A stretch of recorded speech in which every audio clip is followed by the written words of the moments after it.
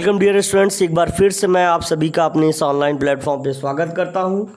आज आपके SST subject का सोशल स्टडीज़ का मैं 20 प्रश्नों का जो समुच्चय है वो लेकर आया हूं और बहुत ही ज़ोरदार प्रश्न होने वाले हैं। और ये प्रश्न सभी जो है एक्सपेक्टेड क्वेश्चंस हैं, पूछे गए हैं सीएचएस और नवोदय 9th के एग्जामिनेशन में, जो एंट्रेंस एग्जामिनेशन होता है। तो आई होप आप सभी इससे काफ़ी कुछ सीखेंगे और बिल्कुल कॉन्सेंट्रेट होकर के बिल्कुल पढ़ते हुए समझते हुए इसको जो है आगे करते जाएंगे।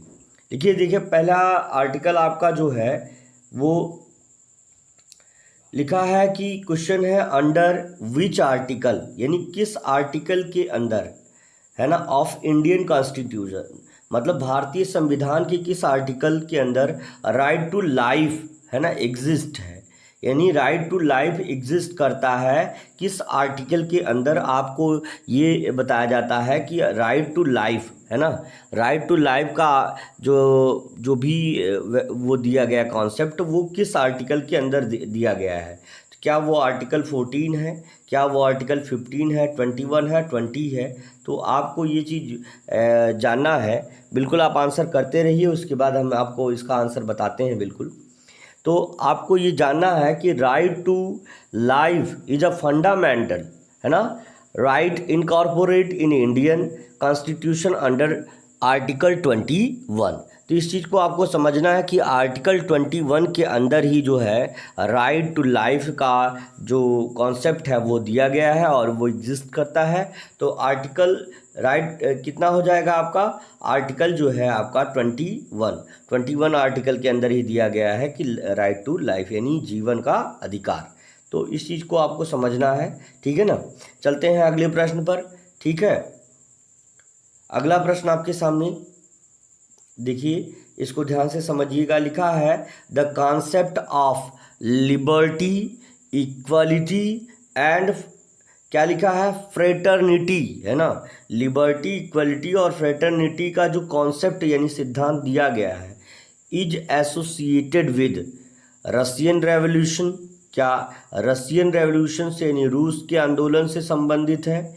चाइनीज रेवोल्यूशन, चाइनीज आंदोलन यानी चाइना की आंदोलन से संबंध, ईरानी आंदोलन से, या फ्रेंच रेवोल्यूशन यानी फ्रांसीसी रेवोल्यूशन यानी आंदोलन से संबंधित है।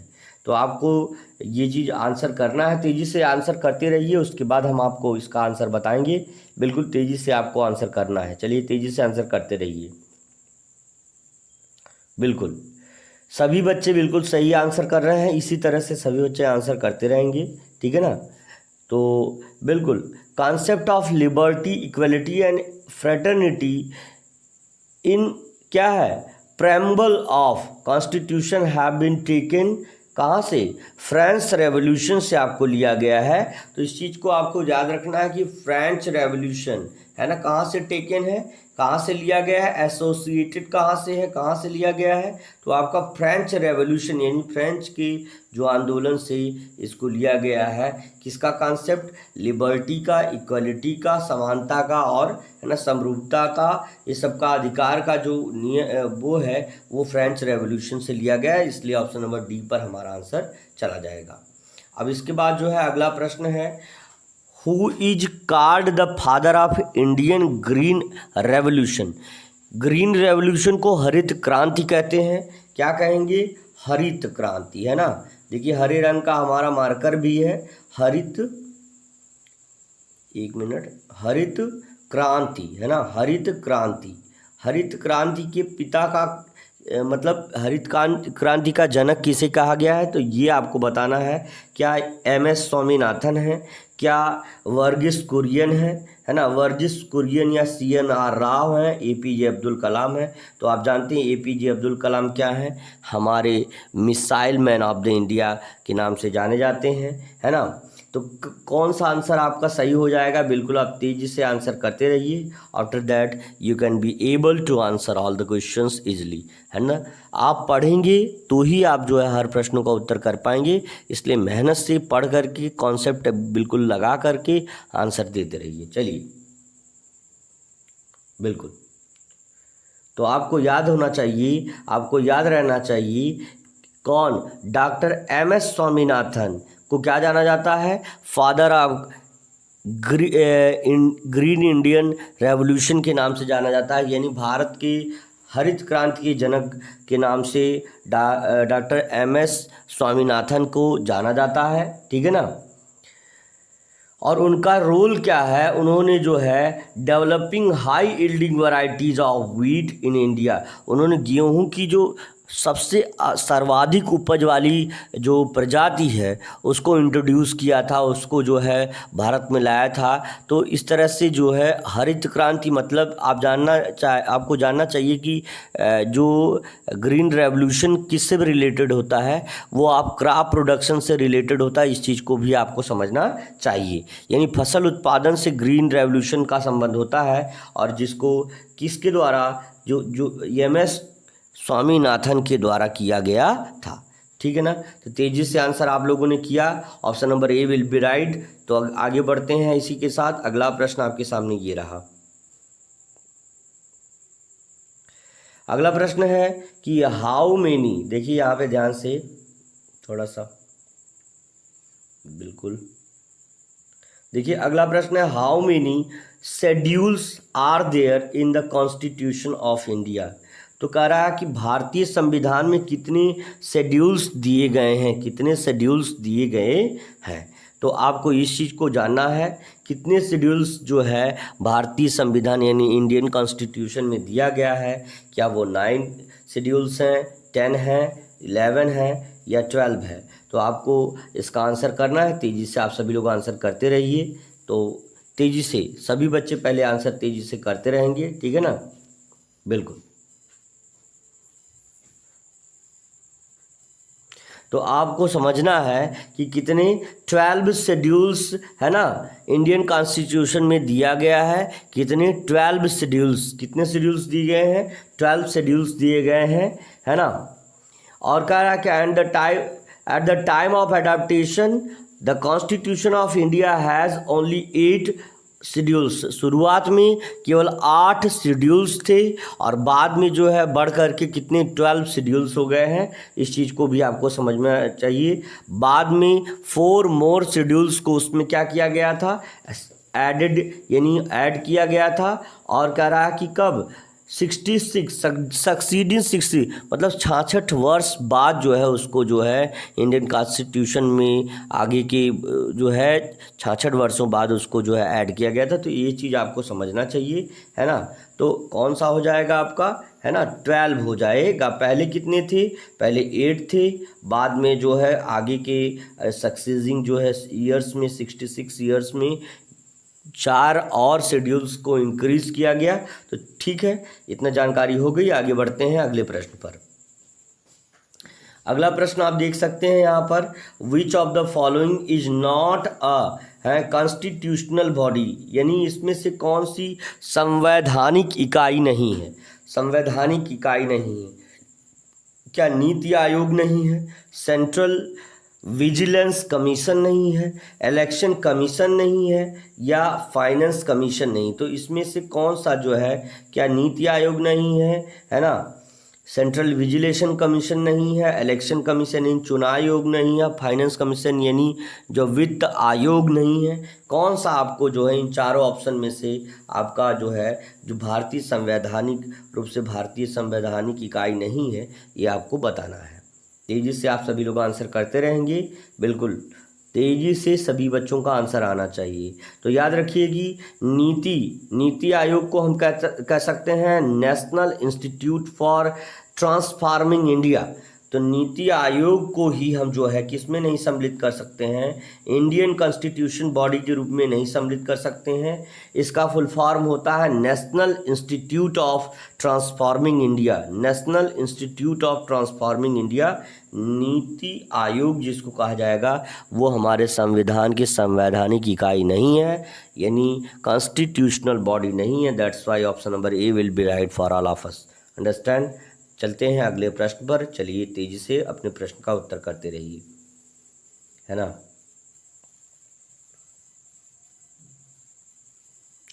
अगला प्रश्न आपके सामने ये रहा कि इन विच ईयर, है ना, थोड़ा सा इसको आगे बढ़ा दें, बिल्कुल इस तरह से। बिल्कुल।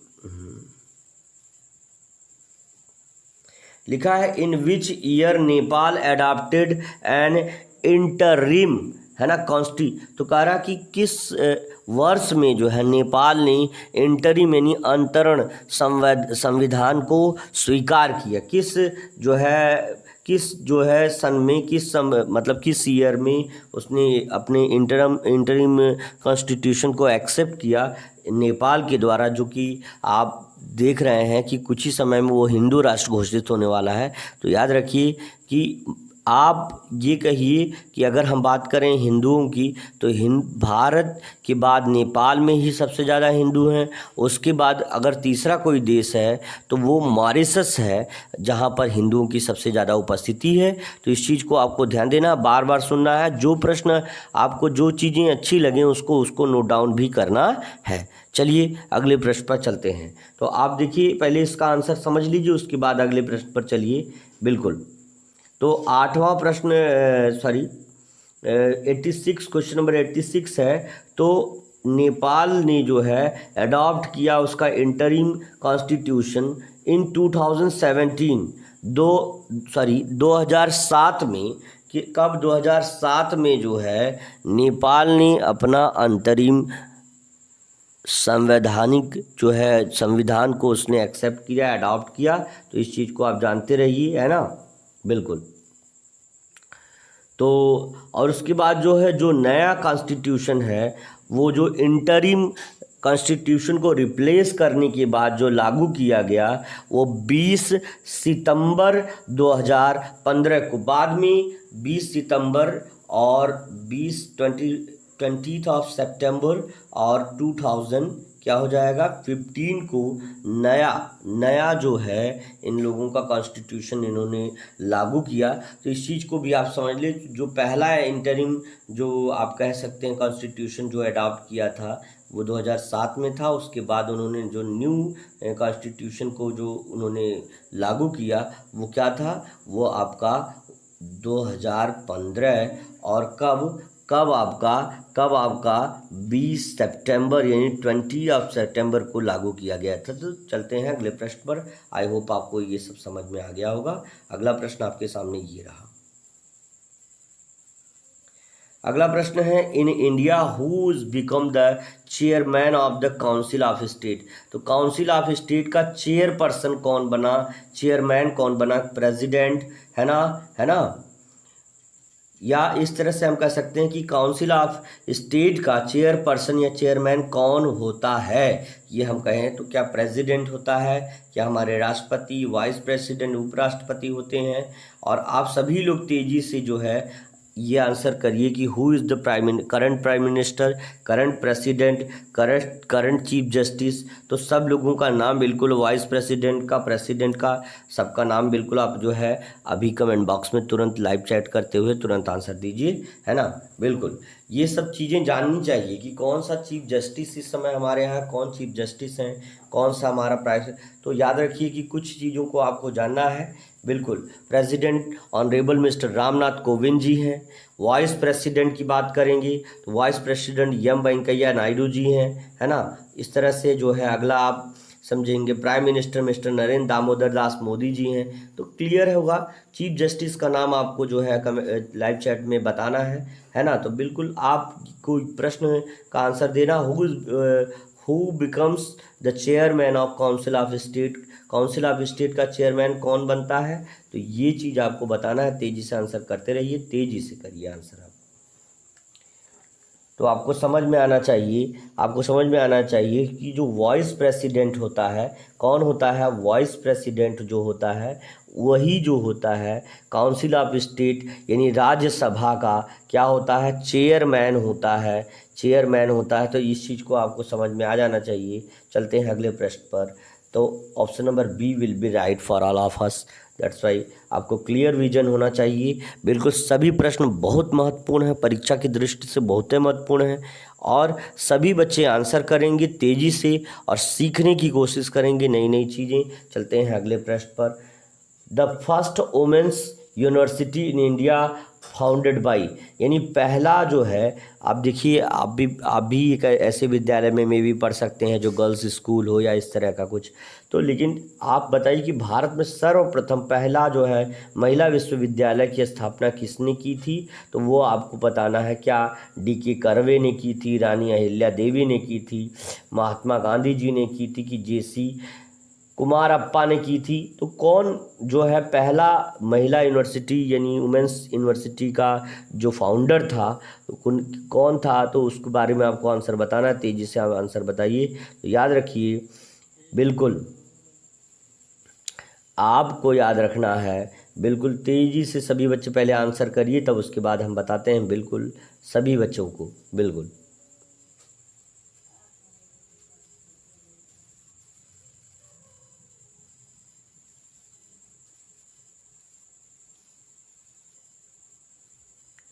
बिल्कुल। तो याद रखिए कि जो पहली वुमेंस यूनिवर्सिटी था है, तो उसका नाम क्या था? श्रीमती नाथीबाई। याद रखना है, श्रीमती नाथीबाई, है ना? दामोदर, है ना? क्या हो जाएगा? ठाकर से वुमेंस यूनिवर्सिटी, पहला जो यूनिवर्सिटी थी, ध्यान से नाम को सुनिए, श्रीमती नाथीबाई दामोदर ठाकर से वुमेंस यूनिवर्सिटी, उनका जो पहली यूनिवर्सिटी थी वुमेंस यूनिवर्सिटी भारत की, उसका नाम था श्रीमती नाथीबाई दामोदर ठाकर से वुमेंस यूनिवर्सिटी। और उसका कौन उसका संस्थापक था? तो याद रखिए कि D.K. कर्वे। कौन था? D.K. कर्वे। तो आपको थोड़ा नाम सुन करके थोड़ा हंसी भी आ सकती है। उनका नाम था ढोंढू महाराज, ढोंढू महाराज उनका नाम था। तो ढोंढू केशव कर्वे उनका नाम था। तो ऑब्वियसली बच्चे हंस भी सकते हैं। तो ढोंढू कर्वे यानी ढोंढू केशवदास कर्वे नाम था उनका। और उन्होंने बहुत बड़ा काम किया भाई, महिला विश्वविद्यालय बनाने वाले पहले जो व्यक्ति रहे। तो याद रखिए कि ढोंढू केशव कर्वे यानी D.K. कर्वे शार्ट में उनको कहा जा सकता है। उन्होंने पहला और जो है यूनिवर्सिटी का निर्माण किया, जिसका नाम था श्रीमती नाथीबाई दामोदर, है ना? नरेंद्र दामोदर आज मोदी मत कह देना, दामोदर ठाकर से वुमेंस यूनिवर्सिटी। तो क्लियर है, option number A will be right. Now we will go to another question. बिल्कुल तेजी से सभी प्रश्नों का आंसर आप सभी बच्चे कर रहे हैं, बहुत ही बढ़िया, उम्दा। Who gave the slogan of इनकलाब जिंदाबाद? ये तो बढ़िया हलवा क्वेश्चन है। कुछ क्वेश्चन थोड़ा सा टफ लग रहे होंगे, लेकिन बेटा पढ़ोगे ना, जब पढ़ेगा इंडिया तभी तो आगे बढ़ेगा इंडिया। चलिए देखिएगा, हु गेव द स्लोगन इनकलाब जिंदाबाद? इनकलाब जिंदाबाद का नारा किसने दिया भैया? स्लोगन किसने दिया? तुम भी स्लोगन लोग देते हो ना। तो कह रहा चंद्रशेखर आज़ाद जी ने दिया, हसरत मोहानी जी ने दिया, सुभाष चंद्र बोस ने दिया, लोकमान्य तिलक जी ने दिया। तो सुभाष चंद्र बोस ने क्या दिया कि तुम मुझे खून दो मैं तुम्हें आज़ादी दूंगा, है ना? ऐसे व्यक्ति थे जिन्होंने आज़ाद हिंद फौज की स्थापना की। तो इस चीज़ को आप सभी को जानना चाहिए, बिल्कुल बहुत ही इंपॉर्टेंट चीज़ें हैं। तो किसने इनकलाब जिंदाबाद का नारा दिया? सभी बच्चों को ये सिर्फ जानना चाहिए, है ना? तो बिल्कुल एकदम फेमस स्लोगन है, यानी प्रसिद्ध जो स्लोगन है, नारा है, वो कौन सा है? इनकलाब जिंदाबाद। और इसको याद रखिए कि सभी महान हस्तियों का नाम आप बिल्कुल भी मत याद रखिएगा। चंद्रशेखर आज़ाद, सुभाष चंद्र बोस, लोकमान्य तिलक, है ना? जो आप कोई भी आप में से अगर मुंबई गया होगा तो लोकमान्य तिलक के नाम से वो ट्रेन चलती है ना? जो आजमगढ़ से होकर के जाती है लोकमान्य तिलक स्टेशन तक। तो लोकमान्य तिलक के नाम से वो चलती है। तो आप ये जानिए कि उसको हसरत मोहानी नाम की व्यक्ति ने ये नारा दिया। हसरत मोहानी किसने नारा दिया? गिवन बाई हसरत मोहानी। याद रखिए, बोला भले किसी ने हो, लेकिन नारा उन्होंने दिया, इनकलाब जिंदाबाद, इनकलाब जिंदाबाद। तो आप सभी लोग कहिए इनकलाब जिंदाबाद। बिल्कुल आगे बढ़ते हैं, अगला प्रश्न है। तो option number B will be right for all of us, understand. तो हसरत मोहानी ने इनकलाब जिंदाबाद, क्योंकि बहुत प्रसिद्ध नारा है, कहीं भी पूछ सकता है। हम कहना चाहेंगे कि जो भी लोग अन्य परीक्षाओं, प्रतियोगी परीक्षाओं की परीक्षा दे रहे हैं, तैयारी कर रहे हैं, मैं भी बेटा सभी लोगों को मैं कहना चाहूँगा कि आप इसको पढ़िए, बहुत ही इम्पोर्टेंट चीज़ है। आप बिल्कुल भी ये परेशान मत होइए कि ये हम जो है CHS के प्रिपरेशन के लिए करवा रहे हैं, बिल्कुल नहीं। ये यूपी टेट के लिए भी है, सुपर टेट के लिए भी है, और भी जहाँ से SST से बेस्ड क्वेश्चन जहाँ पर आएंगे वहाँ से है ये। चलिए देख आगे प्रश्न चलते हैं, अगले प्रश्न पर। विथ विच रिलीजन भगवती सूत्र इज एसोसिएटेड, यानी किस रिलीजन का मतलब एक होता है रीजन, एक होता है रिलीजन का मतलब होता है धर्म से मतलब है। किस धर्म से भगवती सूत्र का संबंध है? जैनिज्म में, आलाब्दीस से, ब्राह्मणिज्म में, बुद्धिज्म से। भगवती सूत्र का किससे, ब्राह्मणिज्म से कि बुद्धिज्म से कि जैनिज्म से, किससे संबंध है? तो याद रखिए, आपको याद रखना है बिल्कुल। तो जैनिज्म, आपको क्या करना है? जैनिज्म एक ऐसा जो है रिलीजन है जिसका संबंध जो है, या भगवती सूत्र का संबंध जैनिज्म से है, ये भी हम कह सकते हैं। तो option number B will be right. चलिए हम अगले प्रश्न पर चलते हैं। थोड़ा सा तेजी से प्रश्न कराएंगे क्योंकि बच्चे थोड़ा, है ना, समय का भी ध्यान रखना है। इन विच ऑफ द, लिखा है इन विच मंडल, है ना, इन विच मंडल ऑफ ऋग्वेद के किस मंडल में गायत्री मंत्र इज रिटन?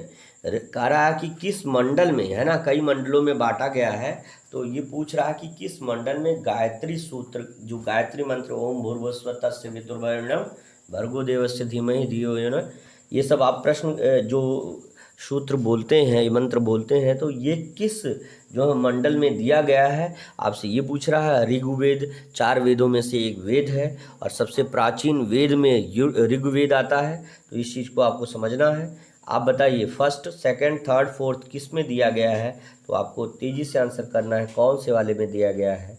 तो बिल्कुल तेज़ी से आंसर करिए सभी बच्चे। तो याद रखिए कि तीसरे मंडल में, किस मंडल में? तीसरे मंडल में ऋग्वेद में क्या दिया गया है? ऋग्वेद में गायत्री मंत्र लिखा गया है तीसरे मंडल में, है ना। तो option number C will be right, option number C will be right, है ना। क्लियर है बेटे? सभी बच्चों का बिल्कुल डाउट क्लियर रहना चाहिए। इसको नोट कर लीजिए, अगर जिन्होंने नोट नहीं किया है वो अपना नोट कर लें, ठीक है ना। Option number C will be right, है ना। डोंट फॉरगेट, बिल्कुल इजी है, ऐसे ही आसानी से आंसर करते रहेंगे। ऑप्शन नंबर थर्ड, है ना, विल बी राइट, ठीक है ना। चलिए अगला प्रश्न है आपके सामने, बिल्कुल ये प्रश्न रहा। In which year Santhal revolution occurred, किस वर्ष में संथाल रेवोल्यूशन की शुरुआत हुई थी? संथाल आंदोलन, है ना, की शुरुआत हुई थी। तो आपको तेजी से आंसर करना है। क्या 1655 में, 1655, 1755, 1855? एक चीज़ तो है कि कंसेक्यूटिव आर्डर में 55 दिया गया, तो इतना तो क्लियर हो ही गया होगा कि किसी 55 में ही संथाल आंदोलन हुआ है। तो आपको आंसर देना है, कौन सा आपका ऑप्शन होगा, बिल्कुल आपको बताना है। तो याद रखिए कि जो बागी लोग थे, रेबेलियन लोग थे, है ना, कहाँ के रेबेलियन? संथाल के, झारखंड के, जो ब्रिटिश कॉलोनियल अथॉरिटी के और जमींदार प्रथा के बिल्कुल अगेंस्ट थे। संथाल पीपुल के नाम से उनको जाना जाता था, संथाल लोग थे। उन्होंने 1855 में बिल्कुल रेवोल्यूशन यानी आंदोलन कर दिया कि यहाँ पर जो है क्या है, कॉलोनीज़, जो ब्रिटिश कॉलोनी नहीं बननी चाहिए, और ये जो जमींदारी प्रथा है उसके विपरीत भी वहाँ के जो रीजनल लोग थे उन्होंने विद्रोह कर दिया, और उसके बाद जो है तब वहाँ जो है संथाल रेवोल्यूशन की शुरुआत हुई। तो चलिए 1855 में ऐसा हुआ था। चलते हैं अगले प्रश्न पर। डायरेक्ट एक्शन डे, है ना, वॉज समन्ड ऑन, किस दिन जो है डायरेक्ट एक्शन डे को समन किया गया? ये आपको बताना। 16 अगस्त 1946 को, 16 अगस्त 1947 को, 16 अगस्त 1948 को, 16 अगस्त 1949 को। तो याद रखिए कि कब सम्मन किया गया डायरेक्ट एक्शन डे को। पहले आप सभी लोग आंसर कर लीजिए, तब हम आपको बताते हैं बिल्कुल आसानी से। बिल्कुल क्वेश्चन नंबर 93 का ऑप्शन आप सभी लोग लगाइए। बिल्कुल 4 ऑप्शन हैं, बिल्कुल आसान प्रश्न है। इसी तरह से आप सब लोग पढ़ते रहेंगे तो मे भी आप लोगों को बिल्कुल डाउट क्लियर होता चला जाएगा। चलिए बिल्कुल तेज़ी से करिए। तो याद रखिए कि direct action day was summoned on 16 August 1963 sorry 1943 46 1946 में आपका 16 अगस्त 16 AUG यानी 16 अगस्त 1900 है ना 1946 में आपकी किसकी शुरुआत हुई थी, किसकी शुरुआत हुई थी? आप कह सकते हैं कि डायरेक्ट एक्शन डे की जो है सम्मान हुआ था, शुरुआत हुई थी। तो ऑप्शन नंबर कौन सा जाएगा बेटा? ऑप्शन नंबर आपका बिल्कुल ऑप्शन नंबर 46। तो 1946 आपका आंसर है, तो 16 अगस्त option number A will be right. Clear है? क्लियर है बिल्कुल। आगे बढ़ते हैं इसी के साथ, है ना, बिल्कुल इसी के साथ।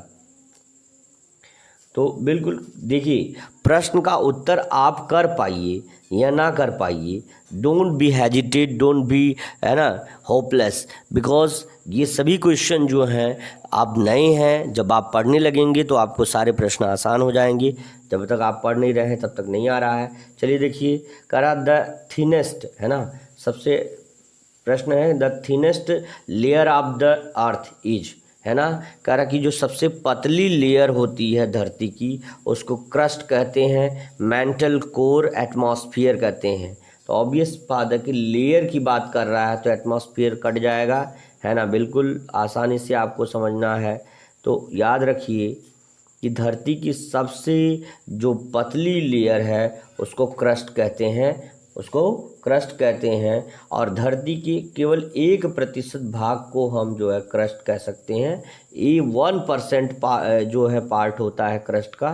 तो इस चीज़ को आप याद रखिए कि इसका जो थिकनेस है ये 8.30 यानी 8.5 किलोमीटर इसकी मोटाई है बस। तो इस चीज़ को आपको समझना है। और इसके नीचे जो है दूसरी लेयर है आपकी मेंटल लेयर है ना, और कोर लेयर है। एटमॉस्फेयर तो वातावरण को हम जो है कह सकते हैं, तो ये आपका लेयर तो नहीं होगा, है ना। तो ऑप्शन नंबर कौन सा आपका सही हो जाएगा? तो option number A will be right. Clear है? क्लियर है बेटा, बहुत अच्छे। तो चलिए एक जोक थोड़ा सा सुन लीजिए इसी बीच में। एक जोक है कि मास्टर साहब कहते हैं, थोड़ा सा एक टीचर हैं, वो चिंटू से कहते हैं, ये बेटा चिंटू ये बताओ कि बहरे को इंग्लिश में क्या कहते हैं, है ना, बहरे को इंग्लिश में क्या कहते हैं? ध्यान से सुनिएगा, थोड़ा सा मजाकिया है। कह रहा कि बहरे को इंग्लिश में क्या कहते हैं? तो चिंटू बोला, चाहे जो कुछ कह दें सर जी, जब बहरा सुनेगा थोड़ी। तो वही चीज़ है, वो चिंटू भी काफ़ी चालाक है, जब बहरा है तो सुनेगा थोड़ी, उसको इंग्लिश में चाहे जो भी करिए कह दीजिए। वैसे बहरे को हम क्या कहते हैं? डीफ यानी डेफ कहते हैं। तो चलिए अगले प्रश्न पर चलते हैं।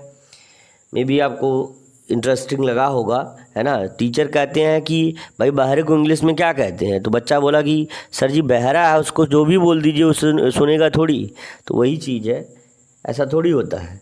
तो देखिए ज़रा, the Indian island situated in Arabian Sea, कह रहा वह इंडियन आइलैंड जो अरब सागर में स्थित है, जावा, मालदीव, अंडमान निकोबार, लक्षद्वीप, कौन सा आइलैंड ऐसा है जो कहाँ पर स्थित है? कहाँ पर स्थित है आपका, बताइए।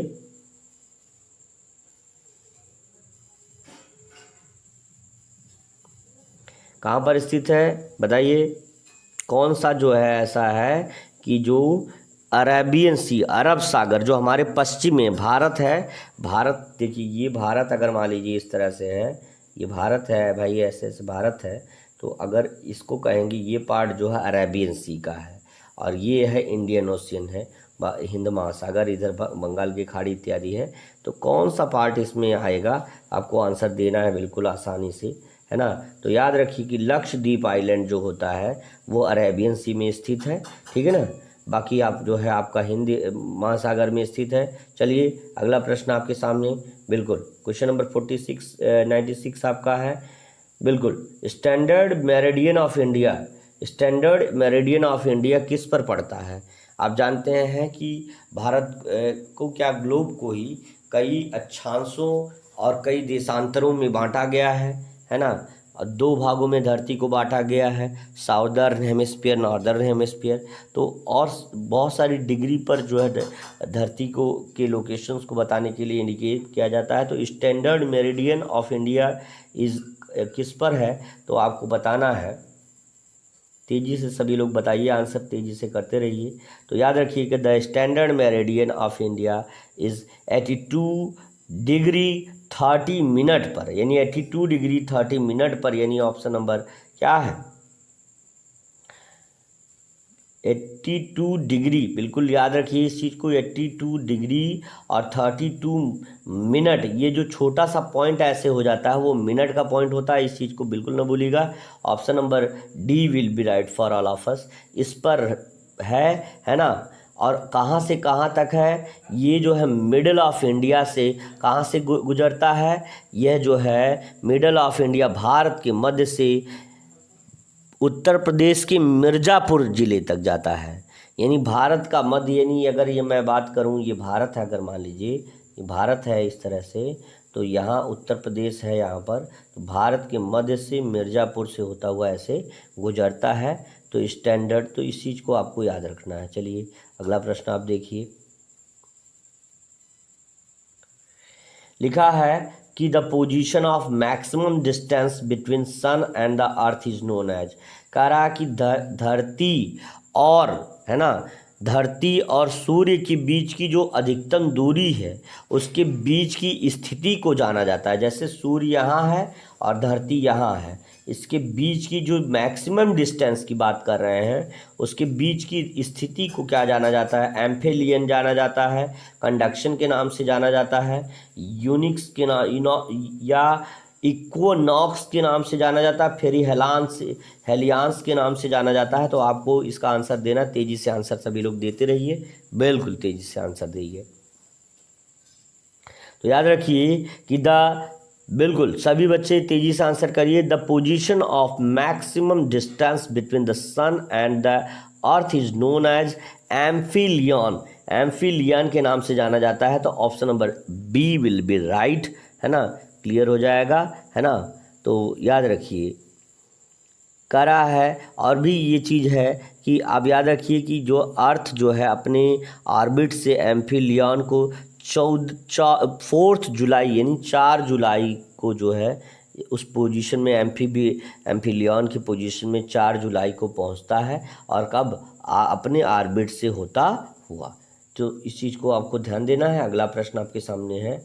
अब याद कह रहा है कि हु गॉट, पहले देखिए बहुत इंपॉर्टेंट प्रश्न है और सीएचएस के ही प्रश्न हैं, और मे बी सुपर टेट में भी, यूपी टेट में भी और सी टेट में भी इस तरह के प्रश्न आते हैं। Who got Nobel prize for the year 2018, बिल्कुल एकदम सेलेक्टेड क्वेश्चंस हैं ये सब। 2008 में किसने नोबेल प्राइज़ प्राप्त किया था? जुआन मैनुअल सेंटोस ने, डेनियल मैकवेज और नाडिया मुराद ने पाया था, कि जेम्स एलिशान ने और टुस्को होंजो ने पाया था, जॉर्ज स्मिथ और फ्रांसिस एर्नॉल्ड ने पाया था। तो आपको सभी को आंसर तेज़ी से करना है, तेज़ी से आंसर करिए। बस लास्ट के 2 प्रश्न और बचे हुए हैं, बिल्कुल तेज़ी से आंसर करिए। तो याद रखिए डेनिस मोखोवेजे और नाडिया ने, है ना, नाडिया ने आपको जो है बिल्कुल इन्होंने ही जो है क्या है 2018 में नोबेल प्राइज़ प्राप्त किया। नोबेल पीस प्राइज़ है, यानी नोबेल शांति पुरस्कार जो प्राप्त करने वाले डेनियल मुखवेजे एंड नाडिया मुराद। ठीक है ना, क्लियर है। अगला प्रश्न आपके सामने बिल्कुल आखिर के 2 प्रश्न हैं, तेज़ी से आप सभी लोग आंसर करिए। बहुत मज़ेदार प्रश्न कह रहा है, ऑन 26 फरवरी 2019 इंडिया लास्ट, है ना, air strike against Pakistan at the place. कह रहा किस, अब ये चीज़ आपको याद रखना है कि 26 फरवरी, है ना, 26 फरवरी 2019 को इंडिया ने एयर स्ट्राइक लॉन्च की थी पाकिस्तान के लिए। तो किस प्लेस पर? कारगिल वाली जगह पर, है ना, बालाकोट में, कि अनंतनाग में, कि पुलवामा में? कहाँ पर जो है अभी जल्दी ही देखिए 2019 की बात है ये। सभी लोग एयर स्ट्राइक न्यूज़ देखते हैं, सभी लोग एयर स्ट्राइक के बारे में जानते होंगे, लेकिन फिर भी आप सभी लोग आंसर तेज़ी से करिए। देखिए कितने लोग आंसर सही करते हैं, बिल्कुल तेज़ी से आंसर करिए, बिल्कुल। याद रखिए, India launched air strike against Pakistan at Balakot in, है ना, खीबर, खीबर जो पाकिस्तान का हिस्सा है, खीबर, तो वहाँ पे बालाकोट में उन्होंने जो है एयर स्ट्राइक किया था, है ना। इस पर मूवी भी बन चुकी है एयर स्ट्राइक के नाम से, तो आप सभी लोग जानते होंगे, तो इस चीज़ को आप जान लीजिए, है ना। विकी कौशल इसमें हीरो हैं, और जिन्होंने अभी जल्दी में ही जो शादी की है, तो इस चीज़ को आपको समझना है। अगला प्रश्न है आपका, लास्ट प्रश्न है, तो बिल्कुल अगला प्रश्न है कि Indian standard time is ahead of GMT by, GMT by, है ना, कह रहे Indian standard of time GMT के अहेड कौन सा टाइम है, इंडियन स्टैंडर्ड मानक समय कौन सा है, 4 घंटे 30 मिनट, 4 घंटे 10 मिनट, 5 घंटे 30 मिनट, मतलब इससे डिफरेंस कितना आ रहा है, 4 आवर्स का, 50 मिनट का, तो इस चीज़ को आपको बताना है। तो याद रखिए कि 5 घंटे 30 मिनट का डिफरेंस आता है इंडियन भारतीय मानक समय का, है ना, जीएमटी के अगेंस्ट या जीएमटी के अलावा, जीएमटी के अलावा जो है। तो आई होप आपको आज का सेशन पसंद आया होगा। कैसा लगा आपको आज का सेशन ज़रूर लिखिएगा। मिलते हैं अगले सेशन, तब तक के लिए thank you, best of luck, see you tomorrow बेटा।